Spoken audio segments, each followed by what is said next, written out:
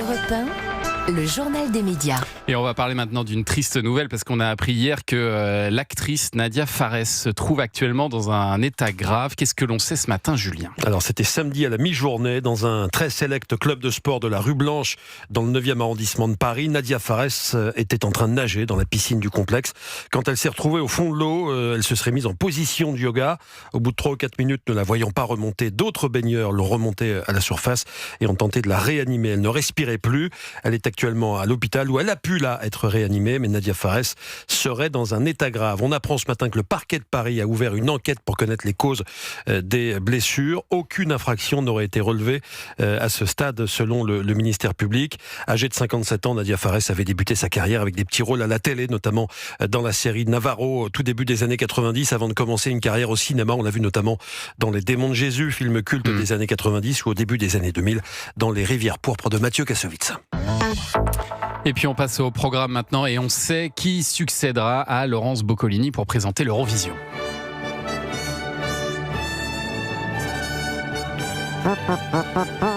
Ça c'est moderne ça.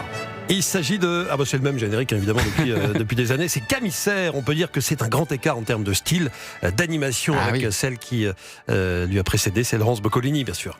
Il n'aura jamais souri du concours. Je peux faire semblant d'être content. Voilà. 0 points. Je suis pas d'accord. Voilà, je range mes affaires, je m'en vais. Voilà, Commissaire qui va prendre la place de Laurence Boccolini. Elle est très drôle, Camille. Oui, mais il faut qu'elle cherche à avoir son propre style.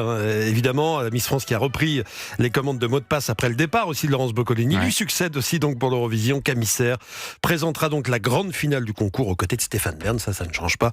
Ce sera le 16 mai dans un mois. Et puis Netflix a annoncé l'arrivée d'une série documentaire consacrée à un géant du tennis. Oui, il est gaucher et je crois qu'il a... Alors il faudra vérifier, mais je crois qu'il a déjà gagné Roland-Garros. En 2005, 2006, 2007, 2008, 2010, 2011, 2012, 2013, 2014, 2017, 2018, 2019, 2020 et 2022. Il est espagnol, Rafael Nadal. Si, il a déjà gagné Roland Garros en fait. Une série Netflix va donc retracer la carrière de la légende Rafa qui a accepté de se livrer face caméra sur les moments marquants de sa vie. Un condensé de confidences et d'images d'archives qui seront disponibles sur la plateforme de streaming le 29 mai prochain. C'est bien vu parce que ce sera en plein tournoi de Roland Garros que Rafael Nadal a donc remporté 14 fois mais qu'il ne joue plus parce qu'il a pris sa retraite comme vous le savez il y a 2 ans. Bien sûr. Merci Julien pour ce journal des médias.